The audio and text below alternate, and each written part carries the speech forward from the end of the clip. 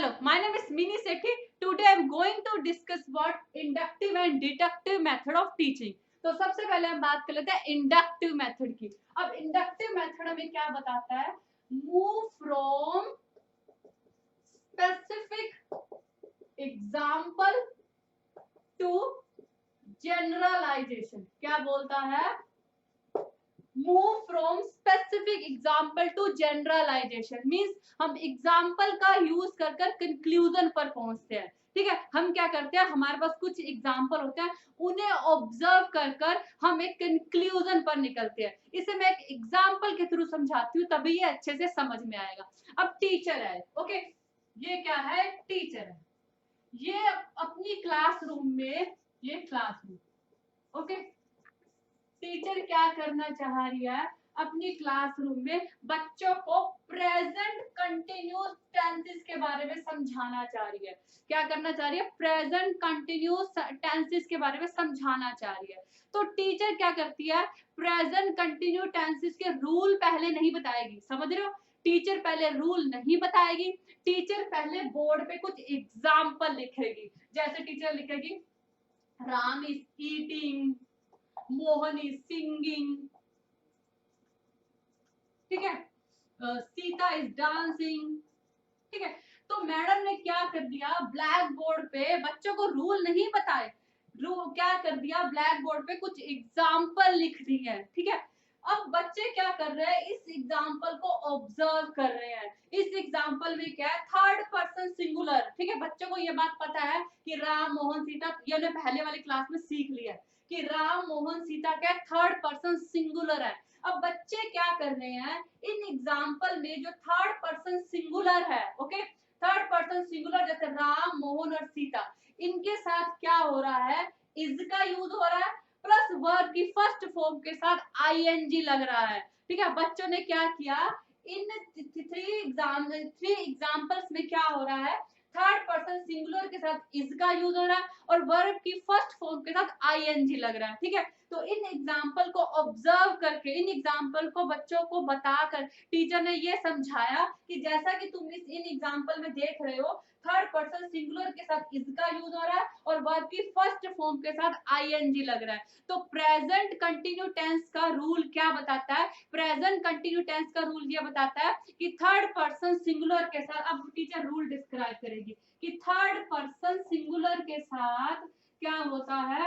Verb की first form, ठीक है, वर्ब की फर्स्ट फॉर्म लगती है, प्लस उसके साथ क्या लग जाता है? आईएनजी लग जाता है। इसमें टीचर ने पहले एग्जाम्पल दिखाए, एग्जाम्पल बोर्ड पे लिखे, बच्चों ने एग्जाम्पल्स के पैटर्न को ऑब्जर्व किया, उस बेस पर उनके दिमाग में एक कंक्लूजन आया भी सही कुछ बच्चों के दिमाग में, और टीचर ने लास्ट में कंक्लूजन निकाल के उनको बता भी दिया। मींस लास्ट में टीचर ने उस रूल को बता भी दिया कि जो प्रेजेंट कंटिन्यू टेंस होता है उसमें थर्ड पर्सन सिंगुलर के साथ वर्ब की फर्स्ट फॉर्म आती है, इज का यूज होता है और वर्ब की फर्स्ट फॉर्म के साथ आईएनजी लगता है। इसमें टीचर ने क्या किया? पहले एग्जाम्पल पेश किए, उसके बाद उन्हें रूल बताया। तो ये क्या? इंडक्टिव मेथड ऑफ टीचर, जिसमें पहले एग्जाम्पल बताए जाते हैं, उसके बाद रूल बताया जाता है। ठीक है, ठीक है, तो इसमें हम क्या करते हैं? एग्जाम्पल टू रूल, पहले हमें एग्जाम्पल बताया जाता है, फिर उसके बाद हम रूल पर या कंक्लूजन पे आते हैं। और इसमें क्या आते हैं? हम पर्टिकुलर टू जनरल, हम पर्टिकुलर टू जनरल आते हैं।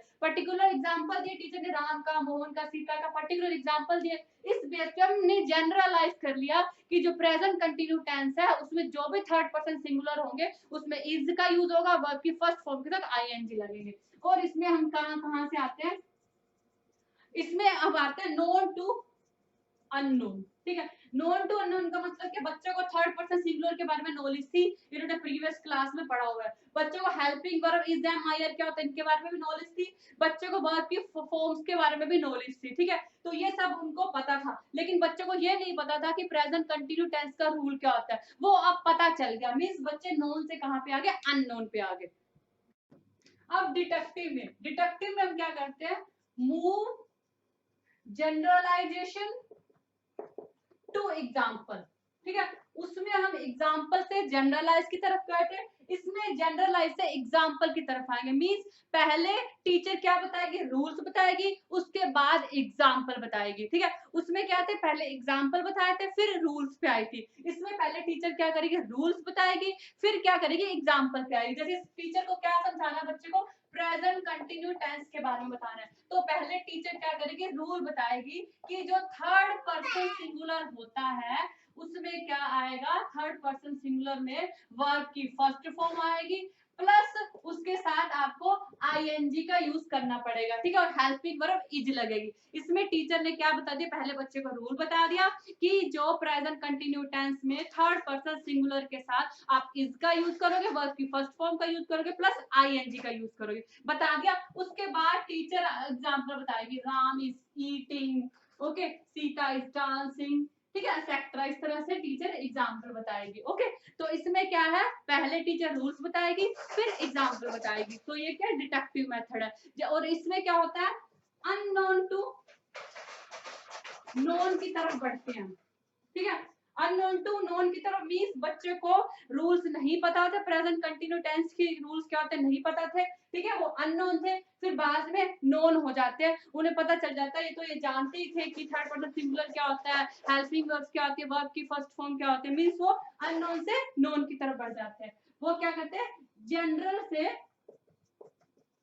पर्टिकुलर की तरफ जाते हैं। मैडम ने, टीचर ने उनको जनरल रूल बता दिया कि प्रेजेंट कंटिन्यू टेंस का रूल ये होता है, फिर उनको पर्टिकुलर एग्जांपल दे दिए, मींस वो जनरल से पर्टिकुलर की तरफ बढ़ गए।